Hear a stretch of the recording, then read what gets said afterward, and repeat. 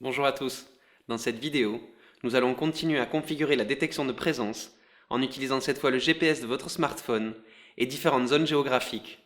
Avec l'application OnTracks et son composant dédié, nous allons pouvoir ajouter un device tracker GPS pour chaque membre de votre famille en complément de vos trackers Wi-Fi et Bluetooth. Pour faire dialoguer votre smartphone et Home Assistant, nous allons dans ce tutoriel installer et configurer un serveur MQTT en toute simplicité avec la donne Asaio Mosquito Broker.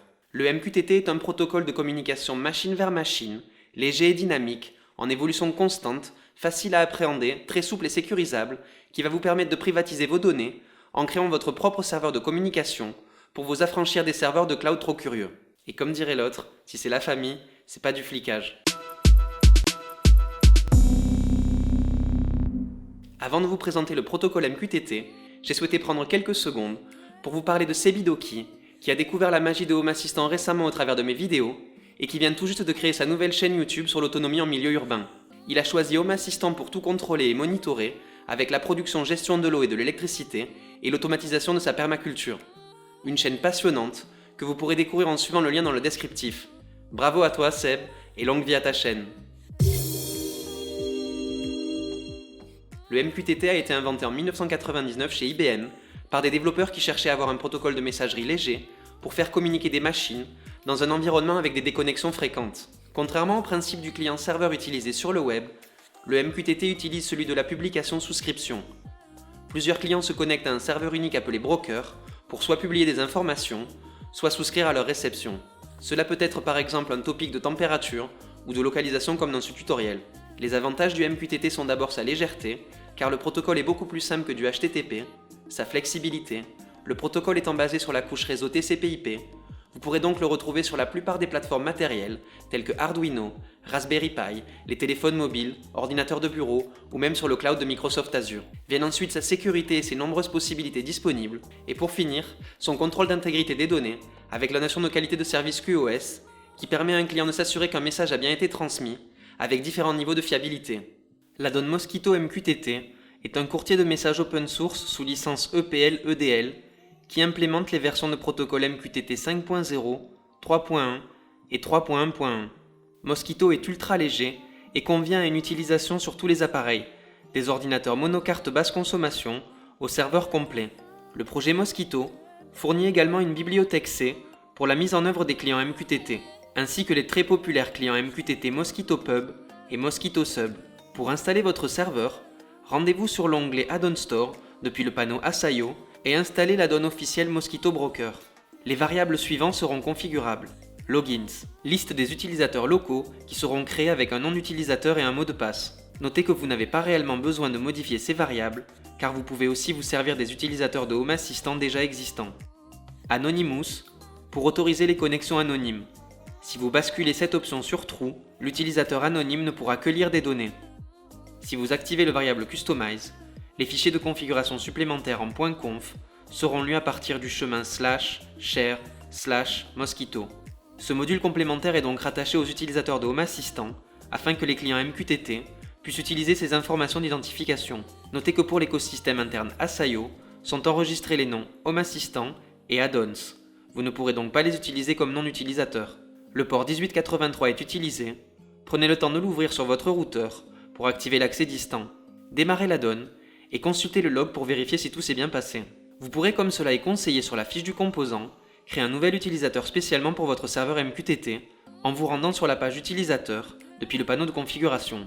Cliquez sur le bouton plus dans le coin inférieur droit et saisissez un nom et un mot de passe. Et souvenez-vous que vous ne pourrez pas utiliser les noms Home Assistant et Add-ons. Pour utiliser Mosquito en tant que broker MQTT, rendez-vous sur la page d'intégration depuis le panneau de configuration et installez le composant MQTT. Saisissez l'adresse IP de votre serveur Asaio sur la ligne broker, laissez le port 1883 tel quel si vous n'avez fait aucune modification de port sur la page de la donne, et ajoutez le nom et le mot de passe de l'utilisateur que vous venez spécialement de créer pour votre serveur MQTT. Cochez la case Activer la découverte et cliquez sur Submit pour finaliser votre intégration. Si vous souhaitez désactiver l'écoute sur les ports non sécurisés comme le port 1883, définissez les ports comme vierges sur la page du module complémentaire. Depuis la version 4.1 de la donne, une définition explicite de la liste de contrôle d'accès est requise.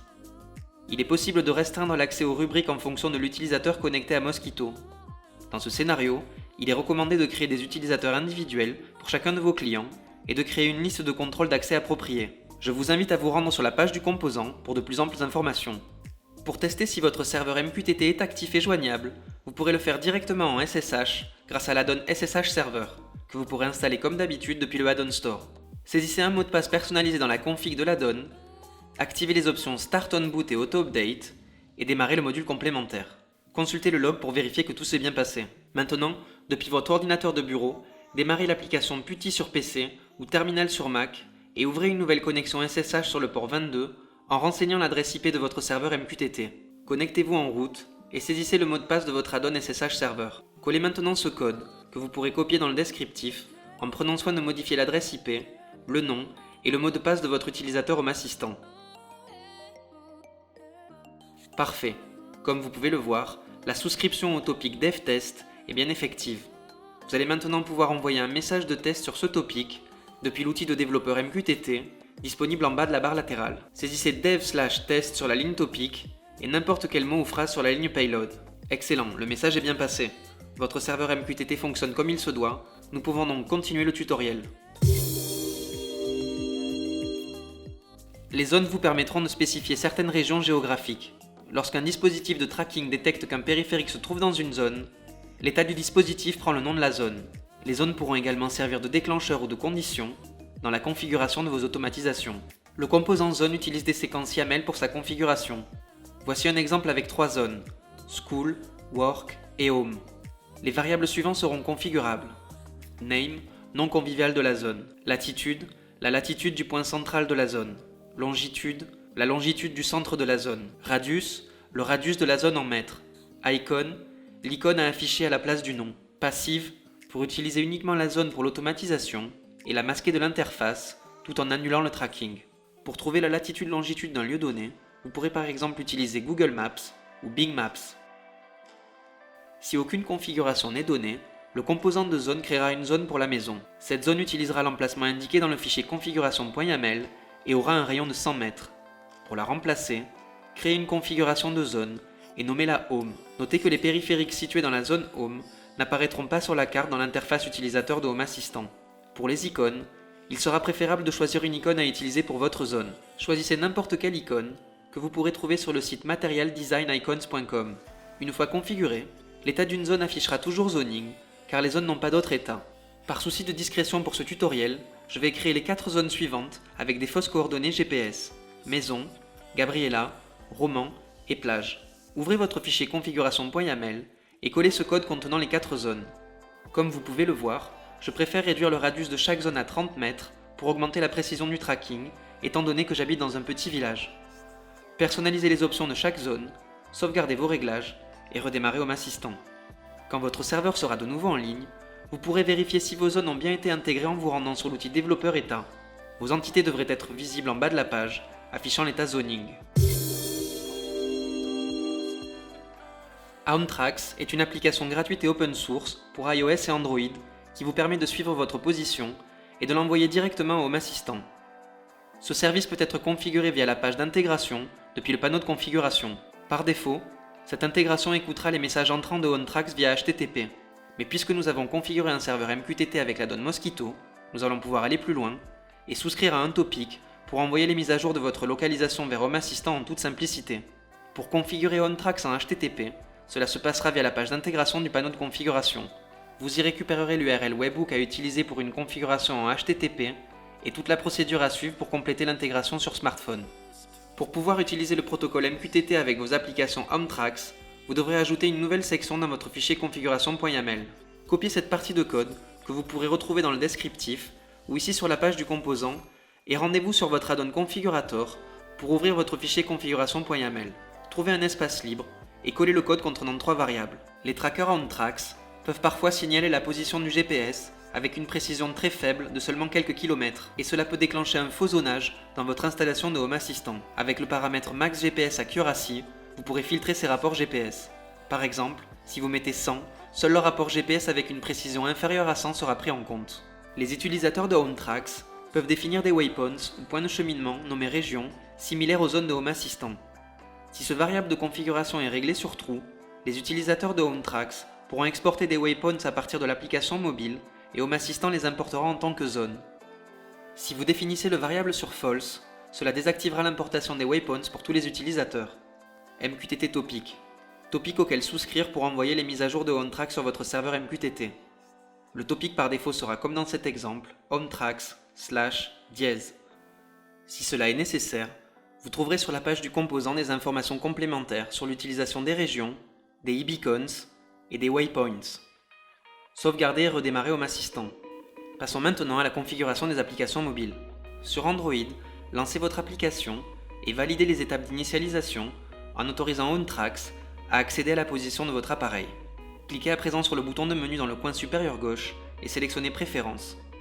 Laissez le mode en Private MQTT et dans la section Host, renseignez l'IP de votre serveur Mosquito et le port 1883 sur la ligne port.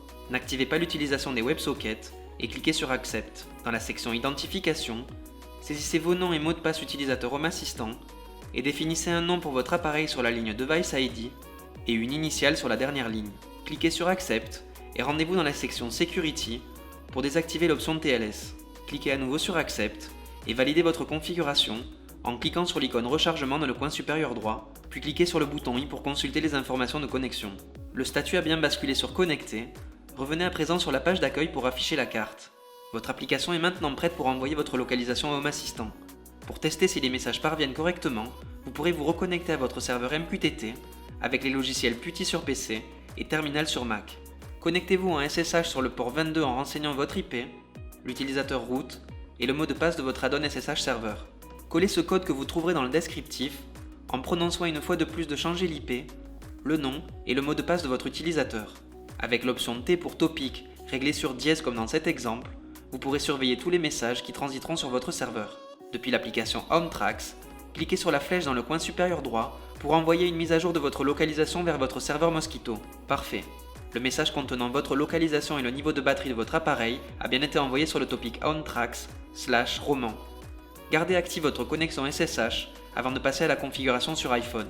Lancez votre application et validez les étapes d'initialisation en autorisant OnTracks à accéder à la position de votre appareil.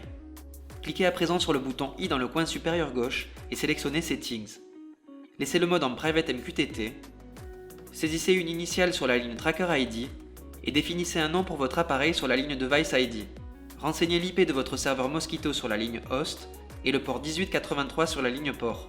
N'activez pas l'utilisation des WebSockets et sur la ligne Proto, désactivez l'option TLS. Saisissez enfin le nom et le mot de passe de cet utilisateur en activant l'authentification. Les réglages s'enregistreront automatiquement. Cliquez à présent 2 fois sur la flèche dans le coin supérieur gauche pour revenir à l'écran d'accueil et afficher la carte. Cliquez sur la flèche dans le coin supérieur droit pour envoyer une mise à jour de la localisation de ce nouvel appareil vers votre serveur Mosquito. Parfait. Le message contenant la localisation et le niveau de batterie de cet appareil ont bien été envoyés sur le topic OnTracks/Gabriela. Vérifiez maintenant sur l'outil de développeur ETA si le composant OnTracks a bien configuré les deux appareils en ajoutant 2 nouveaux device trackers. Excellent. Les 2 nouvelles entités sont bien présentes et elles affichent toutes les 2 l'état présent.